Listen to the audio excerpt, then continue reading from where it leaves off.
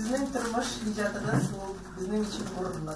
Татарстан ЗАГС җитәкчесе Касыймовлар гаиләсен котлый. Чыннан да күпләр өчен үрнәк гаилә бу. Инде 50 ел бергә гомер кичерәләр.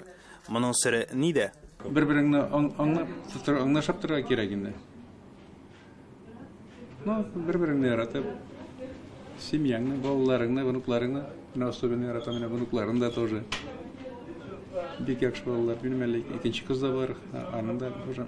Ринат Касыймов Норлат районының Яңа Әлмәт авылында туып үсә. 9 ел заводта эшли. Аннан юрист юлын сайлый. 30 елдан артык гомерен судта судья эшенә багышлый. Шуларның 20 елдан артыгы Татарстан югары судында. Кеше авылында үзеңне бит начар кыштырга ярам, тырышырга кирәк, чтобы пример булырга. Менә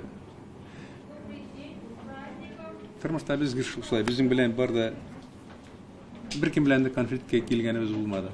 Рахилә ханым гомер буе бер урында Капо заводында эшли һәм гаилә учагын саклап тора. Незаметно проходит это на пенсии время. Какой-то үтә белән торасың уже кич җиткән. Оныклар белән йөрисезме? Да, алар белән. Вот учимся. Тудым-судым йөрибез инде, бакча.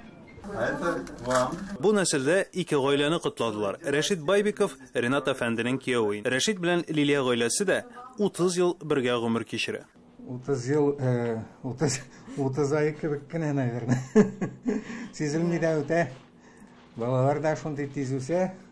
Балаларның тәмен белеп, 30 елны тагын да тәмнәрәк, рәхәтен белеп, тәмен белеп яшисе иде киләчәктә дә. Когда его первый раз увидела, сердце ёкнуло.